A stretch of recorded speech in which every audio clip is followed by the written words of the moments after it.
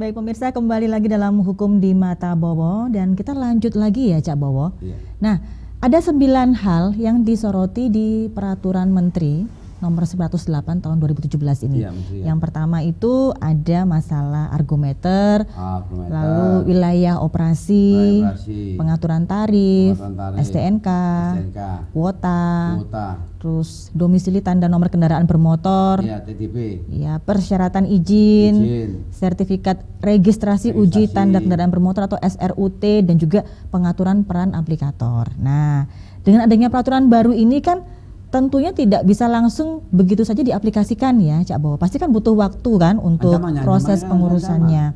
Kalau dia melanggar, sanksi hukumnya.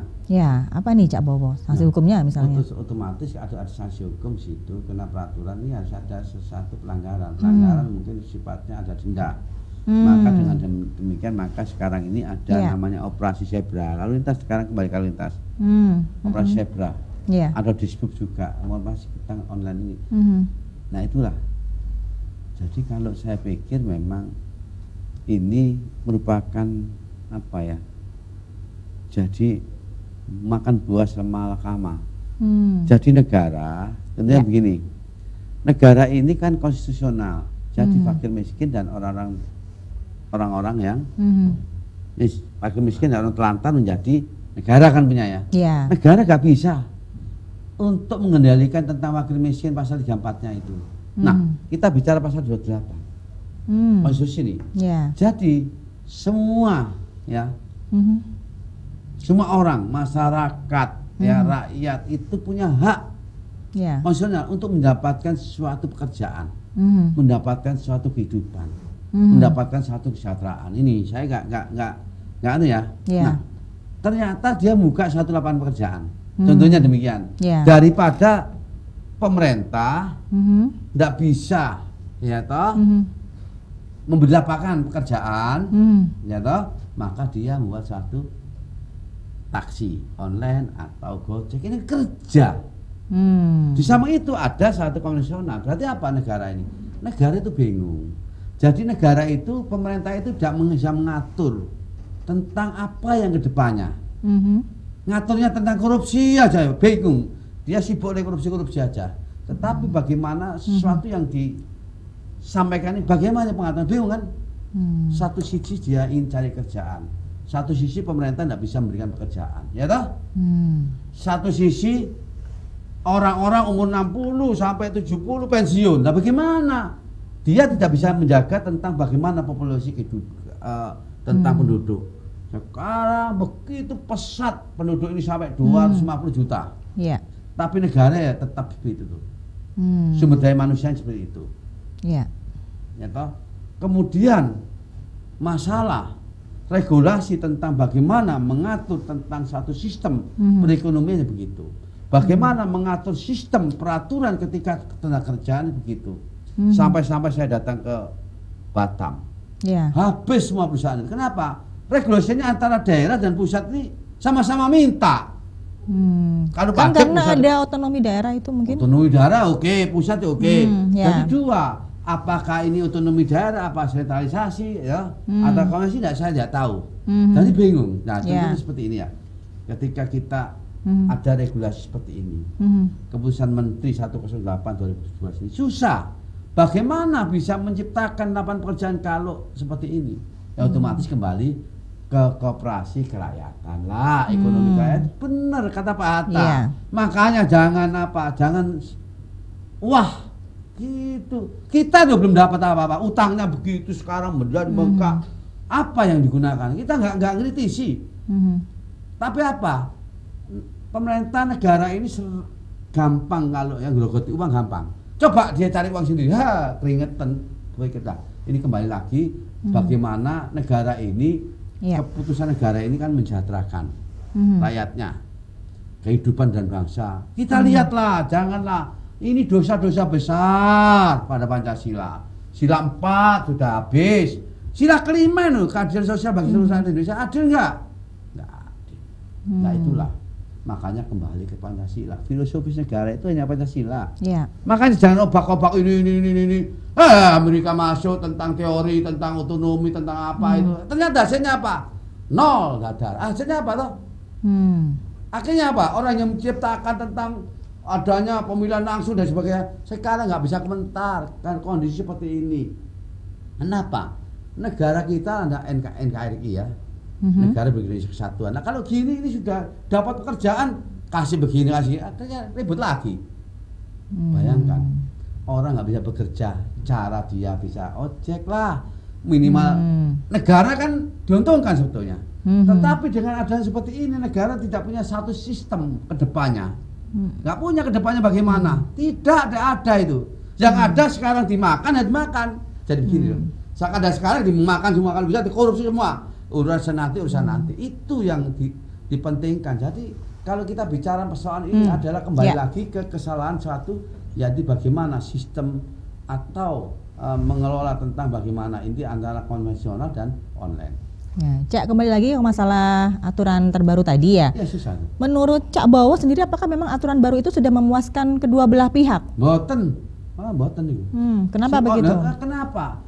Karena sudah menciptakan sesuatu hampir sama antara online dengan konvensional. Memang seperti inilah. Ya. Nah, oleh karena ini sudah masuk ke ranah IT juga, yaitu e-commerce, transaksi, ya toh, tentang online, transaksi tentang IT dan sebagainya, atau gitu. Susah ini dibendung. Ini susah untuk membendung. Akhirnya apa? Dengan aplikasi kan aplikasi. Nanti akan membuat satu aplikasi. Nanti akan demikian. Jadi membuat sesuatu yang berhubungan, ya jangan sampai nanti akan ada sesuatu yang berhubungan dengan kembali lagi nanti. Akan ada persoalan-persoalan berhubungan paradigma atau piramid, tentang skema piramid dan sebagainya akan bentuk seperti itu. Saya yakin nanti akan buat suatu piramid, skema piramid, tahu ya? Apa itu Pak? Seperti apa? Contoh begini, nanti online ini akan buat semua, bisa mencetak online semua. Sopir dan sebagainya akan menciptakan satu online aplikasi sendiri-sendiri. Itu kalau dipermudah ya. Kalau itu susah loh ya. Dia bisa buat aplikasi sendiri, kenapa sih? Oh, malah kebalikan. Jadi dia menyusun suatu namanya skema piramida. Akan seperti ini. Tapi kan tetap diatur kalau misalnya nggak ada payung hukumnya kan ilegal. Kalau bisa ini barang tidak berwujud, Mbak. Barang berwujud mau tidak akan susah. Untuk bagaimana? Kalau dulu listrik ya baru. Tapi kalau sekarang yaitu tentang berhubungan dengan aplikasi susah. Semua itu bisa aplikasi semua. Jangan main-main loh sekarang. Makanya ada penyadapan dan sebagainya. Aplikasi bisa jadi nanti membuat sesuatu, yaitu namanya akan terjadi ekonomi kerakyatan. Tahu ekonomi kerakyatan? Kembali ke sana lagi berarti ya. Iya, kembali nanti semua online ini membuat satu teori ekonomi kerakyatan. Tadi ayo pada kerja nih, coba bareng gitu loh. Sama-sama antara satu dan satu yang lain bagaimana? Kalau kita melihat regulasi atau persyaratan online-nya nggak susah, Mbak. Pengaturan nggak semua orang bisa, dan nanti akan kembali lagi banyak pengangguran juga. Kembali lagi ya toh pengangguran.